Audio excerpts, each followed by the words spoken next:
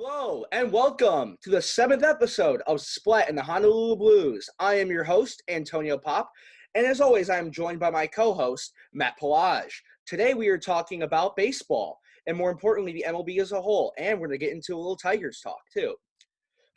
First off, how you guys doing today? Antonio, I'm doing great. It's weather's been up and down lately, but, making the best of quarantine, I guess. But excited to talk some baseball. Indeed. Kyle, how about you? I'm doing good. The weather's a little crappy, but can't go outside anyways, right? Yeah, I mean, it is snowing outside, and that is a weird feeling for April 15th. Yeah, it is. Yeah, indeed. So let's get in. First off the bat, let's recognize it is Jackie Robinson Day in the MLB. That is a really cool thing, and I'm glad we're doing a MLB episode on today because it's a really cool day.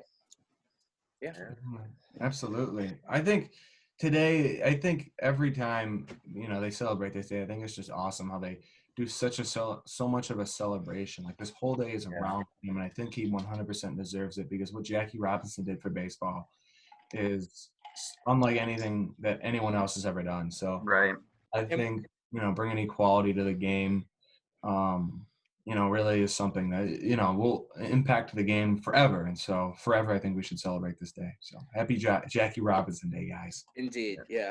So speaking of the MLB, Dr. Anthony Fauci says sports can return if teams quarantine and there will be no fans at games. And the MLB is also planning to have 30 teams report to Arizona to play some baseball. What do you guys think of Dr. Anthony Fauci's comments and the MLB's plan moving forward?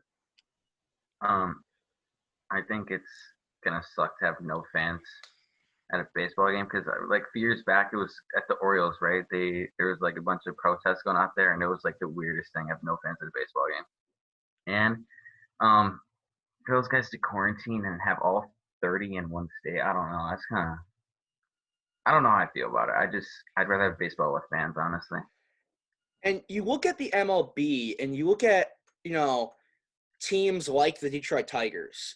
I'm not going to watch a Tigers game if it's on TV. I'll go to a ballpark. I'll sit and spend my money because if it's a beautiful summer day out and I have nothing better to do. Right. But I'm not going to watch a TV broadcast with a team that finished last in the league last year. I'm not going to do it. I think it's the world we're living in, and I think we have to realize it. But I think, as of now, the MLB is going to lose a lot of money. Oh, because fan excitement, them buying stuff, this is my first, Houston Astros game, for instance. I need to buy a jersey. That's how they're going to make money. People are not going to go out of their way to buy baseball stuff unless they want to. I mean, there's some diehard fans that will. Yeah. But, I mean, I don't see this working out for the MLB at all. Maybe the NBA can do it because they have a more powerful following. Yeah. But baseball is just not that attractive to the common American. Mm-hmm. And here's another thought, just to think about. How are you going to get all these teams on the field? Like Chase Field, that's one field, right? Yeah. You have 30 teams and you're playing almost all of them every single day. You're going to have teams playing on junior college fields. They're probably playing like the spring training fields that they have in Arizona too, right? Yeah, and there were also that is true. But still, at the same time, you're running so many teams. Yeah, it's going to be a lot. Fields, and then the umpires are going to have to quarantine. Exactly. And then here's a disaster. I think there's so much that goes behind to getting a baseball game going, with all the balls and everything, getting everything set up. It's just hundreds of people, and not everybody's going to quarantine. It's just the way it is. Some people are just not going to listen. Yeah, and then you got to think. I read something that the doctor said that you're going to have the players going to get tested every 2 weeks. That public opinion on those MLB players, each team has, I think, 25 at least at the beginning of the season. It's going to be a lot of public backlash. Why can these players get tested every week, but we not have enough test kits in our state? Right, Yeah, I mean, okay, so say if, I don't know, one player isn't feeling well on a certain day and he's feeling, up to practicing. He goes to practice and there's two teams there, and they do the workout together, and then what if he then the next day feels really crappy? Are they going to shut down the entire, establishment and say everyone needs to quarantine for 2 weeks? We don't know if this is coronavirus or not. He gets Right. tested. Yeah. So, I mean, there's a lot of factors, and I think right now it's best to leave sports out of the picture for at least another month. Let this mull over. I mean, as much as I want to return to normalcy and see sports like baseball and basketball and return to hockey, I value safety and the safety of Americans over sports. It's coming down to it. Yeah, if one player did have it, we're just back to where we are right now. They're Yeah, gonna do the and- same thing again. Yeah, it's just wait till it all blows over. Wait till this whole thing's over, and then work with sports. By the way, ESPN is struggling quite a bit to find some products. Have you? And I know this isn't baseball related, but have you guys been watching those horse games? It's so Oh, It's the terrible. worst it's ever. the quality is You've like got the so video choppy quality. and laggy and I know This the is what audio quality. Oh my goodness! for the and fans they out keep saying there. how good like the shots are, and it's like they're like kind of basic. Yeah. I would rather watch paint dry than watch ESPN now. Honest to God, this is ridiculous. I mean, I get it, like you're struggling, but you got to start finding ways to do your usual talk shows via Zoom, Right. like get Stephen A. and Max back together via Yeah. Zoom. And just can we leave Molly Quorum out too? Just not her. She can stay in quarantine. But yeah. So moving back into MLB, I want to talk about what I thought we were going to save until this episode, but the man wearing the Astros hat completely threw my sign. Best team in the MLB, baby. You know it. Oh no. So we're going to talk about the Houston Astros today. So Joseph, I'm going to start with you. What do you think about the scandal? I think they should have been punished just a little more. Maybe like the main players involved could have got like a 30-game suspension without pay. But I don't think they should get their title stripped. I really don't think they should get it stripped.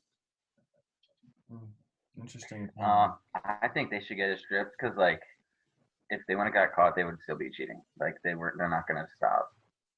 Yeah, So, I agree with Kyle. I think that you look at other leagues and you see cheating and you see the way leagues deal with it, and I think this is it's a good thing that this is done because it just is time, and it's good that the MLB is putting down their foot, I think.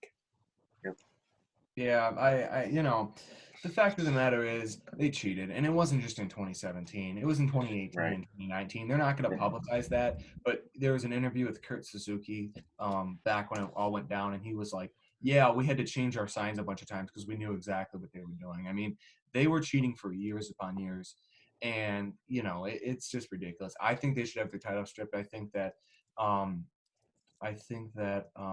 they should get a 2-year postseason ban, 1 to 2 year postseason ban. See, I think that's a little strict. Why? But the thing is, they ruined postseasons. You got to understand. yeah, the Dodgers got robbed. Yeah, years no. You punish them for the past, and then they don't do it anymore. I see it as that. You take away the 2 titles or the titles they won during that period, and then you move on. And if they are found of any more cheating scandals in the future, and then you go to the extreme factors of but you can't say if they do it again, they're not going to do it again. They already got caught, but the magnitude of what they did was so huge. It shaped baseball for years. Yeah. I'm okay. World Series. Hey, Matt. I'm going to bring up something that Joseph brought up. Look at what they did with Tom Brady and the Patriots. Only a 4-game or 5-game suspension the following year after they won the Super Bowl. He deflated a football in a 49-7 football game. The Houston Astros stole a World Series. Right. There's a very big difference there. Yeah. Now, speaking of that, I don't know why they suspended Tom Brady. I didn't think he was involved. Exactly. Thank you so much. How do they know that he did it? Why did they do that? Yeah. Speaking of, He's the GOAT. They didn't want him to win. That's why everybody hates the Patriots. Yeah, Then you get, they did. No, the reason why they suspended him is because they knew the Patriots. I mean, the NFL knew that Tom Brady was is the best, the GOAT, the greatest quarterback of all time in football, and they said, how are we going to punish the Patriots for the next season? So we're going to suspend Tom Brady, kind of hurting their chances of making another playoff run, which it didn't. Obviously. Yeah, no, they steamrolled through. Brady had his best 12-game stretch ever. And in that time, Garoppolo was a tank. So, Jimmy G. yeah, that didn't work out. But, bouncing back to MLB, let's talk about an issue that, not many people really talk about, and that's replay. And I'll give Pop credit on this one. Pop came up with this idea, and it's a good one. So our question is, how has replay affected the game? And I know what Antonio was going to say, but my opinion on it is, honestly, it's benefited it big time. Because the fact of the matter is, calls that were – and I'm going to bring up – I call this the Galarraga, the solution, all right? Armando Galarraga, he is 1 out away from a perfect game, right? Guy hits a ground ball to first base. Cabrera flips it to Galarraga. He is out by 3 steps. Jim Joyce, the first base umpire, calls him safe at first base. If there was replay there, it would have fixed it. And there are so many more problems back in time that this would have fixed. I'm glad they have it now. And it does take, I guess, the umpire out of it a little bit, but I think that needs to be done because I'm sorry, but I don't trust the results of a game with a 65-year-old dude who just kind of likes baseball. I trust a computer machine, a machine that's made for this, That's my opinion. What do you think, Pop? It keeps umpires honest. It does. It corrects the game, but is the game really supposed to be played like picture perfect? It's a human game. It's supposed to have error, and that the Armando Galarraga that was horrific. Okay, but one of the things that it takes away is after that, Jim Leland got out of the dugout and started screaming at the ump. It takes that manager umpire the arguments away. Managers will just go, just take it to replay, Mike. And I think the fans miss, the big arguments with pitchers and, batters having a hissy fit because they're called out in a strike 3 or it was a foul ball. And I think, it keeps the game honest, but it takes away some of the entertainment value in people arguing with umpires. And go on. You can't challenge balls and strikes though. So batters still get angry off that, and pitchers. Until they come with the electronic strike zone. That's gonna ruin the game for real though. Yeah, indeed. Because that's just literally taking umpires out of the game. What's the umpire gonna do? Yeah. They still have to have someone there to call safe and out at home. I just from in Joseph Town, I know what this is like. The most frustrating feeling as a batter, and this will never happen at our younger age level, but the worst feeling is when you're a batter and there's a pitch 2 feet outside of the plate and you are at a 1-2 count and you get rung up on it, and that's going to take that aspect away from MLB. I could be in support of an electronic strike zone, but it does take away the umpire. The players will like it, but it might make the game less entertaining. You see, here's what I think they should do.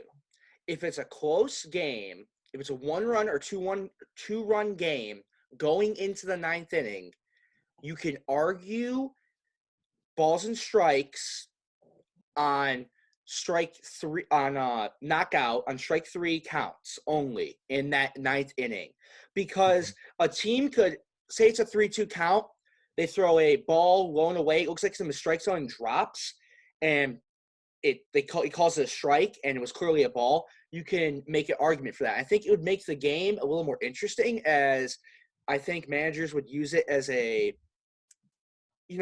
strategy almost. Try to get around things. I feel like with that you have to do a challenge. You'd have to challenge it. You'd have one challenge and you get to challenge a strike 3 call. Yeah. I think that'd be fair. No? Yeah, no, just like a one challenge on a strike three, and I think you could make the difference 1-run game, 2-run game, but that's people are gonna freak out if it's like a 3-run game. Yeah, no. I Only think hold it. You get Oh. one challenge. You get one challenge. Maybe like you get one challenge before the 9th inning, and like maybe like one in it or something like that. Yeah. I think you can get an established system like what the NFL does. Yeah, and like I know the Tigers will never be in a 1-run game, so it doesn't matter to us. And all right. You gotta score runs to be in a 1-run game. Yeah, and we can't do that. Yeah, and have we, a starting rotation. Yeah, exactly. And a bullpen for that matter. Yeah. Just like 'em. And a good front office. It's a somewhat okay. decent team you need. Yeah. That can compete. So speaking of teams in the MLB, right now, who do you think is the biggest sleeper team in the MLB? Okay, I'm gonna go first, Matthew. All right. I don't really think He I jumped don't on think it. they're like really like a sleeper. They're still gonna do good, but like I'm gonna say the Boston Red Sox because they got rid of Mookie Betts and David Price, and so I think they're gonna still have a really solid year. They still have Xander Bogaerts, Rafael Devers. They got Jackie Bradley in center, and then they still have Chris Sale on the mound at night. They got a good solid team, so I think they'll be in the playoffs again. Probably wild card though, because the Yankees are gonna have a good year again. I don't know if Sale got injured or not. Yeah, I thought Sale was gonna have Tommy John. Oh They were yes, thinking yeah, he's having Tommy John. Dude, that rotation they have is brutal. Have you looked on ESPN and looked at that depth chart? Holy cow, that is bad. Yeah. But yeah, I could see that them being a sleeper. My personal thoughts, I think, and it hates me to, and the thing that's scary for the Tigers is this team is so young and they're in the division. The Chicago White Sox are the biggest sleeper to me. That team is loaded with young talent. I mean, you look at the infield. They just signed Grandal, one of the best catchers in the league. Then you've got at first base, you've got Abreu. Madrigal's coming up at second. I think right now they got Garcia there, but Madrigal's going to be a stud. Then you've got Anderson and Moncada, two of the best young hitters in the American League. Your outfield, you've got Eloy Jimenez, who was amazing end of the year, right, and phenomenal. Center field, you got my prospect to watch last week, Luis Robert, coming up. That dude's going to be great. And then they traded for Nomar Mazara. They shored up the rotation now. Like, that team is going to be good. And maybe this year they're not like a World Series contender, but I think next year and maybe even this year they could actually make a run. That team is going to be legit for a long time. That is what I want the Tigers. That is what a rebuild is supposed to look like. Yes. Yeah. That's my sleeper team. What about you, Joseph? I'd have to say my team's the Padres. I don't know. I just like the Padres' young talent with Fernando Tatis Jr. And then they have Machado, and then they have Hosmer at first base. They got Will Myers, I think, playing in left field now. Their starting lineup isn't great, but they got Zach Davies, who was pretty good with the Brewers for the past couple years. And they have a somewhat decent bullpen. So I don't know if they'll be good this year. But they also have a good farm system coming up, so they can be a legit contender in the next couple of years. Do you think that Will Myers has been kind of up and down. Do you see him being having a big role in that team's success? Not a big role, but I think he could be a solid third hitter, a third option kind of. You got Machado and Tatis; those are two best hitters, I'd say easily. Yeah, I think if Paddock can become an ace, I think Joseph might have hit a gem. I mean that team's got a lot of potential, and Tatis. I mean, you got. That infield is legit, and they got room to grow too. So, yeah, it's a good pick. What do you think, Pop? Who's your sleeper? I think it's the Phillies. Phillies. The Phillies. Ooh. Yeah. Oh my. Bryce Harper. Who here's a Bryce Harper hater? Oh no, not a hater. Are you kidding? Not a hater. I love Bryce Harper. I love Bryce Harper.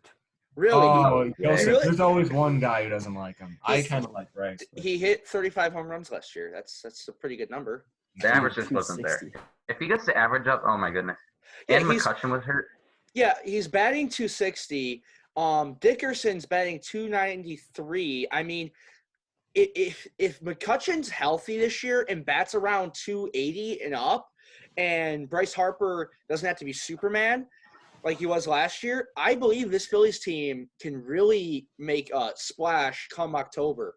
I really believe they can do some damage. Yeah, I think there's a lot of pressure on him last year because that huge deal he just signed. He's like, holy crap, I got to be good for these fans. They're going to be booing me. I just got here. Yeah. Yeah. So, kind of a separate question, not one that I just kind of thought up of. So, we're talking about Bryce Harper, guys on the White Sox. I mean, a lot of these guys have a lot of power. Who do you think is going to lead the league in home runs this year? Aaron Judge. Aaron Judge. You're on Aaron the Judge. Judge fan. All Yeah. hail the Judge. All rise. He's All coming right. home, man. I believe this year he had his sophomore. He had his struggles last year, but I feel like this year, especially with the longer, with this coronavirus shutdown, I feel like he's training a lot more at home and getting stronger for power wise, and I feel like he'll do some damage. Joseph, what do you think? I'd have to say his Yankee teammate, Giancarlo Stanton. I would have Okay. said Judge, but Judge is it was weird. He wouldn't pull balls for home runs last year. He hit them all to center and right field. It was like he'd almost just work to do that, which isn't bad if you're just working on it. But he just couldn't pull the ball for power. So if Stanton's healthy, I see him leading the league. Okay, solid. I'm gonna go with Pete Alonso because he what hit 53 last year, I think, and that guy, he's got some insane power. I think he's gonna lead the league as long as he doesn't get in that little sophomore slump. My answer is Christian Yelich. Yelich, because when he's Okay. on fire, he is the best player in the league. He is. Nobody should deny it. He can hit 330. He can jack 50 home runs. If he wouldn't have got hurt last year, he would have definitely won the MVP over Bellinger, Now, 100%. And he would have probably hit over 50 home runs. So, I mean, I think he continues, and he's none of that, but he's continued to get better. His numbers have continued to rise. I think he's the home run champ next year. But I also would say I'd probably go along with, Kyle or Joseph fans. I could very well see Stanton returning to form and going on pace to hit 50 or 60 home runs. Obviously that won't happen because they're going to shorten the season. Probably. But, yeah. I'd see, on that rate, I could see him hitting that. And Alonso, yeah, 100%, I could see that. Rookie Now- year, he hits 50 bombs. Are you kidding me? Now, why did no one say Bryce Harper? What's our problem with Bryce Harper? Like I said, my boy Bryce is gonna, hit some home runs this year, hopefully more than 35. But with a shortened season, I don't know. But why did no one mention Bryce Harper? I'm just interested in picking your guys' brains. I don't think he can hit 50 home runs. I mean, he can, but I just don't see him hitting 50 home runs. Okay. I feel like he yanks the ball down the line, hits line drives, and he hits them in the gap to left center, and he gets a lot of doubles too. It's possible, but it's unlikely. I could see him getting into the 40s. Him getting into the 50s would be huge for him. I don't know if I could see it happening, but I could see it. Maybe you never know. Joseph? I just can't see him doing it. Just because his power numbers have always stayed up, but his average is going down, so he's losing that contact. In the shortened season, I see no way he does it. Yeah, I mean, I could see your points, but he had to be Superman because he signed a giant contract with the Philadelphia Philly, and I mean, Andrew McCutchen was hurt, so I think he felt pressured to try to do everything. Yeah. And I feel like this year he'll be a lot calmer and hopefully get into that groove that he did in Washington. Because him in Washington, him with the Nationals, he was a monster. Oh, yeah. Most of the time. Yeah.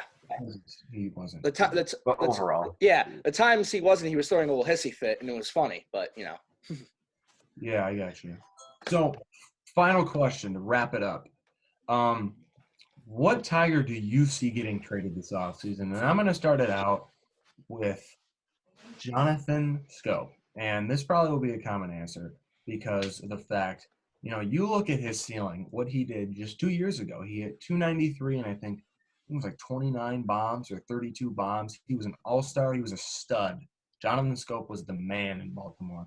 And he fell off for a couple years, but last year he didn't get as much playing time as he deserved, but he still hit around 260 and 20-something bombs without playing. I think he only played 110 or 120 games. I think if he can start out with, play like he did in Baltimore for just the first 60, 70 games, I think he could be a really good trade piece, and I think he'd be the first Tiger out. I think it's gonna be CJ Crone just because it's a 1-year deal. If he like the power numbers are up there, I mean teams look for power now anyways. They're gonna be like, yeah, we want power in our lineup, and I think the Tigers mainly signed them for trade bait. Honestly, 1-year deal. I mean, what's a 1-year deal? I mean, they didn't sign it a long term, so I'd have to agree with Matt. I'd have to say Scope. Maybe he's not even, if you trade him, he's having a pretty good season. He's just that second baseman of power that's not often in the league. So for a team in October, even if you're not going to start him, you can pinch hit him later in the game. You can be effective in the field and with the bat. I see Cameron Maben as like a trade option. He hit 285. That's really hard to do in a season. He is a really good left fielder. I think he is a really good asset for the Tigers right now, but he can also be a very good asset in the world of trading. I feel like teams who need to make a splash in October could pick him up and use him as a left fielder because, he's a solid hitter and he has speed. He can field the ball well. I feel like he could really change a team's, a team's lineup going into September. And I feel like the Tigers won't be there this year. So he's a good option to get rid of. And also, hopefully, we can get a player for him and some prospects. Because right now we're building the farm system, which is going to take forever to do, but we'll get there eventually. In 2030, we'll be good. All right, guys. Well, thank you for everyone for tuning in. So we have a special announcement. So this is going forward a little bit. So the NFL draft next Thursday. What we're going to do is we're going to have a video, and it's going to be posted around, I'd say around 1 o'clock, maybe 2 o'clock. And then what we're going to do is we're going to have a live stream start around, was it like 6:30, 7 o'clock? And it's going to be us live streaming and talking about the draft and reacting to it. And it's, it's going to be one of those fun things. I'm not sure what platform we're going to, stream it on, but most likely Twitter, my Twitter page. Twitter page. Yes. I'll put the link to my Twitter page down below. Okay. Yeah. And we can, if you want, we can actually create our own Twitter page if that'd be easier for the fans to check out. We should do that. Yeah, I agree with you, Matt. And we should, we can have people call in. It's gonna be a fun thing. So stay tuned for that. And as always, stay healthy and stay classy.